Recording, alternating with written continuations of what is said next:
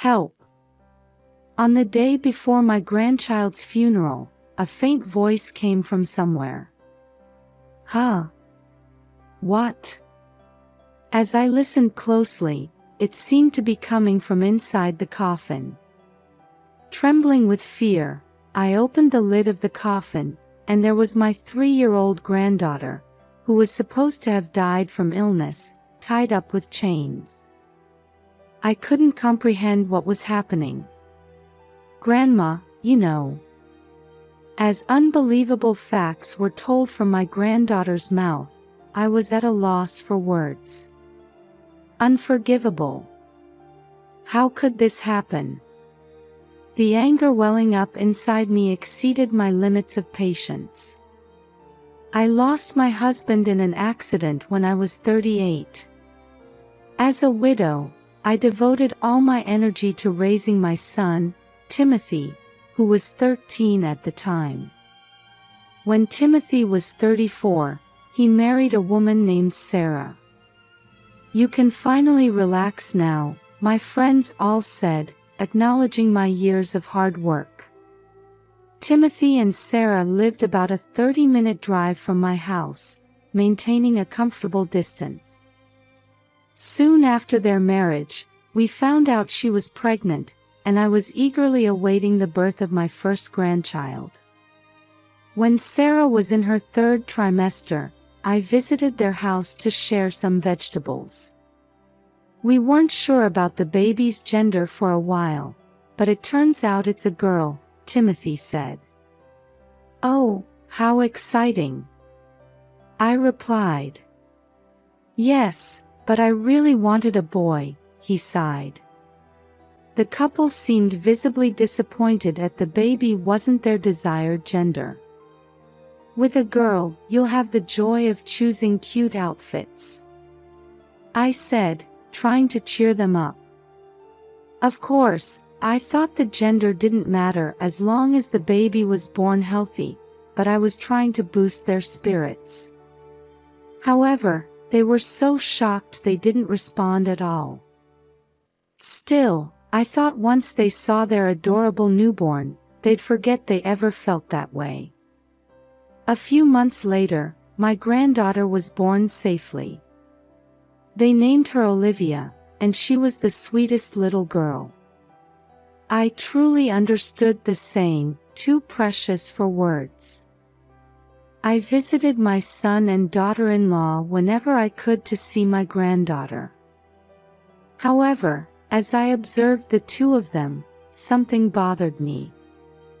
Even when Olivia cried for a long time, they hardly paid attention to her. Oh my, what's wrong? I'd say, reaching out to pick her up, but Sarah would glare at me. Mother-in-law. Don't do that, she'll get used to being held.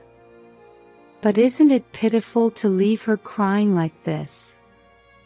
I was trying to help Sarah feel a bit more relaxed, but it seemed that wasn't the right thing to do. Timothy chimed in with a bitter expression, she's just fussy because she's sleepy. It's trendy now to teach them to sleep on their own from an early age. They both looked annoyed that I had voiced my opinion.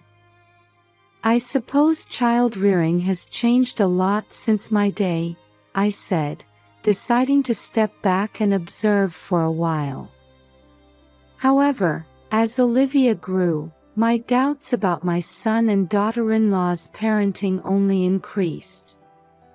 When I visited their house, Olivia was always wearing ill-fitting clothes, and she would eagerly devour the snacks I brought as if she were starving.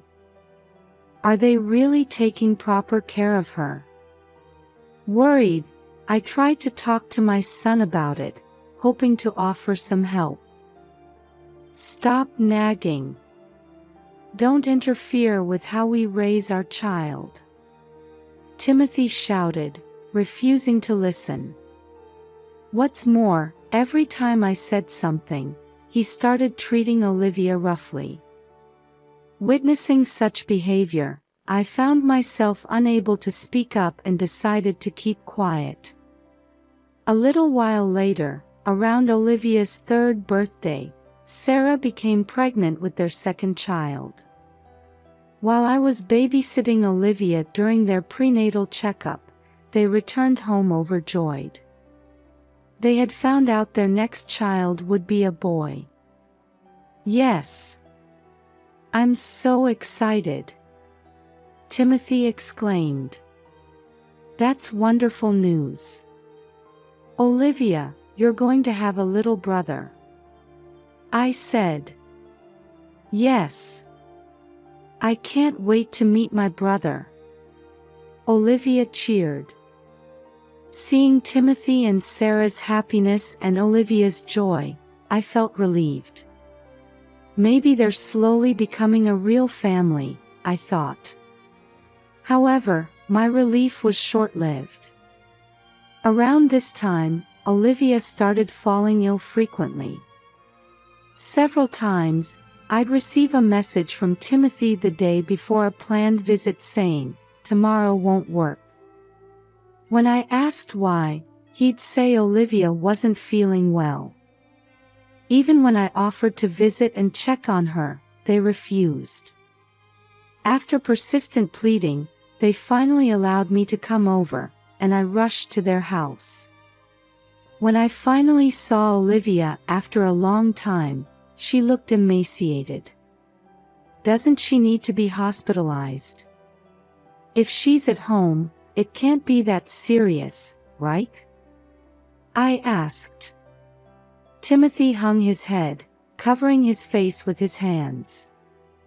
"We thought it would be better for her to spend her remaining time at home," he said, his voice trembling.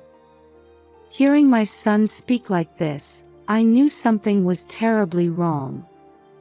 "What's her diagnosis? It must be quite serious, right?" I was filled with disbelief and a desire to take Olivia's place if I could. After that, I visited Olivia as often as time allowed, but my son and daughter-in-law gradually prevented me from seeing her, saying, it might tire her out. This went on for about a month, and then it happened suddenly. "Olivia has passed away," Timothy informed me, and my world went dark. She was only 3 years old. She had so many joyful experiences ahead of her. Thinking about how I couldn't do anything for her, I broke down in tears. I was also worried about Sarah, who was in her final month of pregnancy, and my heart ached imagining how devastated she must be. When I went to my son's house, funeral preparations were underway, and Olivia was already in her coffin. As I approached the coffin, wanting to see Olivia's face, Timothy, who had just entered the room, stopped me. "No, don't open it," he said. "She went through tough treatments, so her body is in bad shape. I don't want you to see her like that." "That bad?" I imagined a truly horrific end, unable to even see Olivia's face. Though part of me couldn't accept it, I tried to tell myself that Olivia would always be in my heart. Changing the subject, I asked my son if there was anything I could help with, but he said, "We're fine for now," so I decided to go home for the time being. The next day, I visited their house again. It was the day of the funeral, but strangely, no one else had arrived yet besides me. "Who else is coming?" I asked. "No one. We want to send her off quietly, just as family," Timothy replied. "Sarah's parents are working overseas. We contacted them, but they said they couldn't make it in time for the funeral, though they'd definitely come later." I understood it was sudden, and it might be difficult for them to return at such short notice. We'll give Olivia a proper send-off, even if it's just us, I thought. I was standing in front of the coffin, reminiscing about the time I spent with Olivia, when Timothy's phone rang, and he stepped outside to take the call. At that moment, I heard a faint "help me" coming from somewhere. Listening closely, it seemed to be coming from inside the coffin. Trembling, I opened the lid, and to my shock, there was Olivia, who was supposed to be dead, bound in chains and pleading for help. Olivia? What on earth is going on? I was confused by this sudden turn of events, but I knew without a doubt that my son and daughter-in-law were involved. I quickly helped Olivia out and hid her in the closet, telling her, "Wait here for just a bit, okay? Sarah's gone into labor." Timothy came running back, his voice full of excitement. "I'm taking Sarah to the hospital now, so you should go home," he said, gathering his wife's belongings and tidying himself up. "What about Olivia's funeral?" I asked. "That's not important right now. The boy who's about to be born is what matters." He said this as if it were the most natural thing in the world, without even a change in his expression. "But it's sad to leave Olivia alone." "I'll stay here and keep watch," I suggested, feeling it would be more convenient to remain in the house. "Just because we're not here doesn't mean you can look inside the coffin. It would make Olivia sad," Timothy warned, looking thoughtful for a moment before hurrying out of the room. "Even if you tell me not to look, it's already too late," I thought to myself. After confirming that Timothy and Sarah had left, I rushed to the closet where Olivia was waiting. "Olivia, it's all right now," I said, hugging her tightly. "I'm so glad you're alive." After that, I heard an unbelievable story from her. As I had suspected, Timothy and Sarah were indeed the culprits. I will never forgive them. Unable to contain my anger, I decided to punish them and began preparing to corner the two of them. The next day, I received a call from my son. A healthy baby boy was born, he announced in an elated voice. "Congratulations. We must celebrate." "I'll come to the hospital later," I replied. About 3 hours after the call, I visited Sarah's hospital room. "Look, Mom. It's our long-awaited son. Isn't he cute?" Timothy said excitedly as soon as I entered the room, holding up his newborn son. He and Sarah exchanged glances, smiling happily at each other. "You won't be smiling for long," I thought to myself. When I asked them about Olivia's funeral, their expressions changed instantly. "Oh, we're busy with the new baby, so we decided to just cremate her without a funeral. We'll let you know when it's all done," Timothy answered dismissively, as if it were a bothersome task. Now, it's time for their punishment to begin.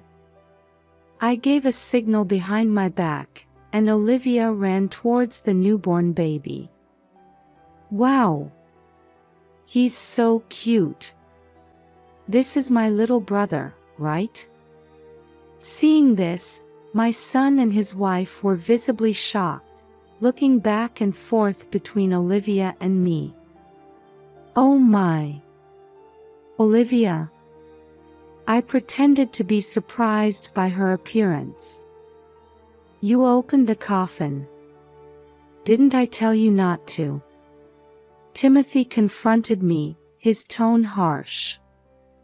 I glared back at him. How could you chain her up and lock her in a coffin? That's despicable. Huh? That's none of your business, is it? I explained how I discovered Olivia. When I opened the coffin lid, Olivia's mouth was covered with cloth, but it had slipped a bit, allowing her to call for help. Just imagine how scared Olivia must have been, unable to move in that dark box. As I started to say this, my son suddenly hugged Olivia tightly. You came back to life. That's great, isn't it, Sarah? Yes, it really is. They were putting on an exaggerated act, thinking they could fool me.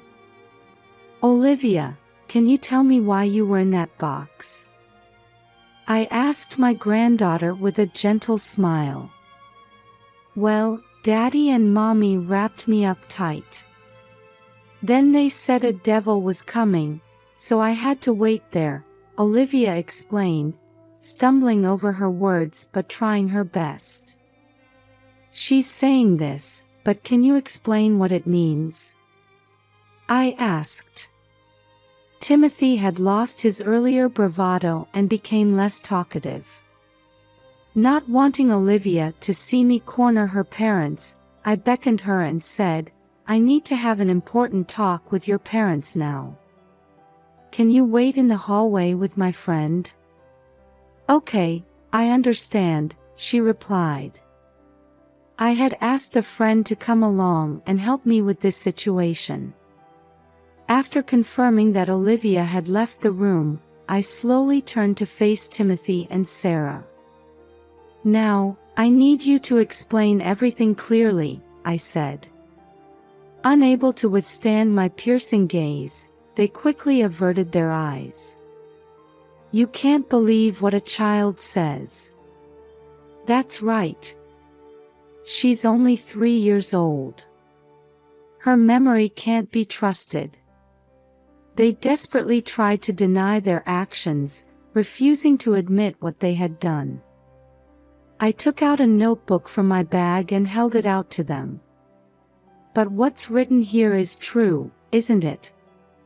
Timothy's voice cracked as he asked, How did you? This notebook contained details of their plan. Shall I read it aloud? The funeral is fake, meant to deceive Mom. Further down, it was written that if Olivia died, they expected to receive financial aid for funeral expenses. I had found this while searching their room after they had rushed to the hospital when Sarah went into labor. It's the worst to snoop around someone else's house. But that's just notes I took about an interesting mystery drama I saw on TV the other day, my son declared boldly, snatching the notebook from me. He looked triumphant, but of course, this wasn't the end. Then what about this? I said, pulling out another document from my bag and thrusting it at Timothy. What's this all about? He demanded. It was Olivia's medical report. When I rescued Olivia and hugged her, she winced in pain, saying, It hurts. When I lifted her clothes to check, I saw several bruises on her body. Suspecting my son and daughter-in-law of mistreating her, I immediately took her to the hospital. The doctor told me, this child has been regularly subjected to physical abuse, and her nutritional state is poor. Is she not being fed properly? He then provided me with this medical report. So that's why Olivia devoured the food so eagerly when I brought some to your house before, I said. They kept their heads down, not answering. What's going on? Why are you doing this? I pressed further. At first, my son wouldn't even meet my eyes, but then he sat down in a chair, manspreading. We wanted a boy, but she was born a girl. That's the problem, he blurted out. Children are precious gifts, I said. No way. Girls are useless, aren't they? Timothy started talking non-stop, as if he had given up trying to hide anything. He explained that once they found out their second child was a boy, they decided they no longer needed Olivia. However, they thought it would be suspicious if she suddenly disappeared, so they came up with the plan to pretend she was sick and eventually claim she had died. Well, we haven't been feeding her properly lately, so we thought she'd eventually just weaken and die on her own. My son said this with a smirk, casually admitting to such a terrible thing without any hesitation. There was one thing I couldn't understand. Even though you say that, you didn't actually kill her.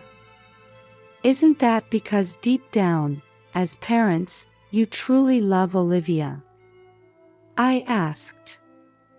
Timothy and Sarah looked at each other, then burst out laughing. Love? There's no such thing. If she died, we'd lose the child support payments and our income would decrease, right? That's right. The only one we want to love is this son, Sarah said, lovingly stroking the baby's head she was holding.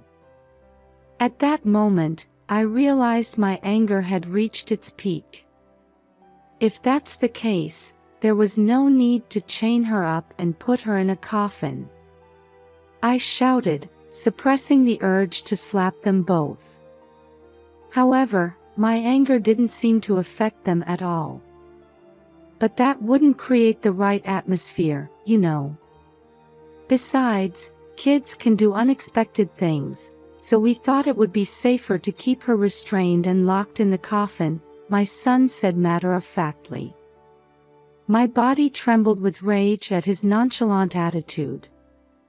Also, you always come to our house and dote on Olivia, so we were worried she might tell you what we'd been doing to her someday, Timothy continued. So that's why you pretended Olivia was dead. You thought I wouldn't come around anymore? I asked. Bingo. Timothy said with a grin. Now that we have our boy, you can have Olivia if you want her, he added. That's right. We don't need her anymore, so do whatever you like with her, Sarah chimed in. They were treating Olivia like an object, and worse, they seemed to be enjoying it.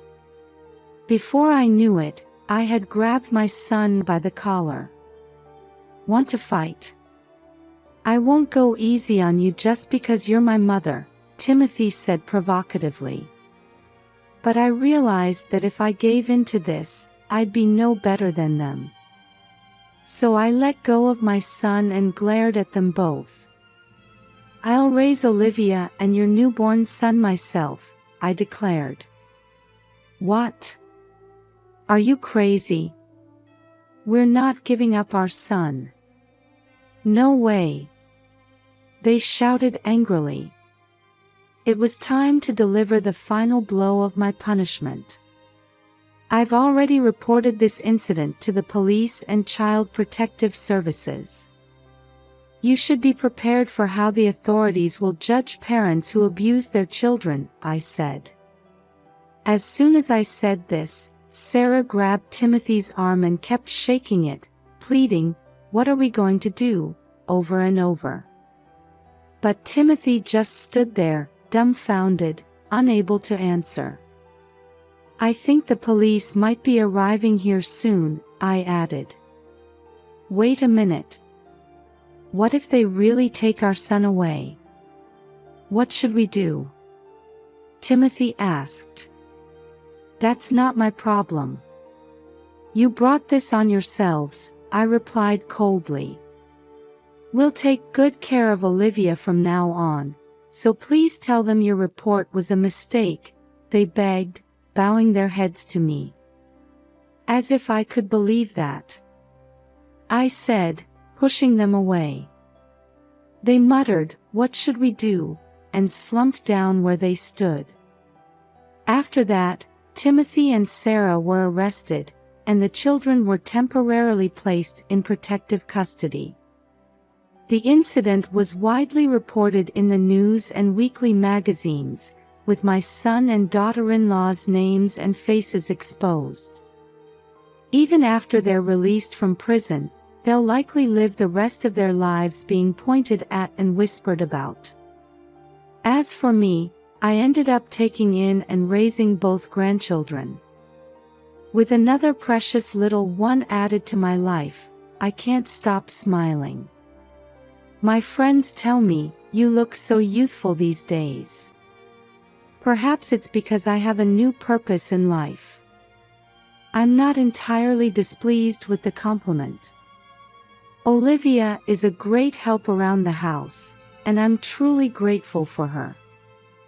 I'm determined to stay healthy and energetic so I can watch my grandchildren grow up. That's what I'm focusing on now.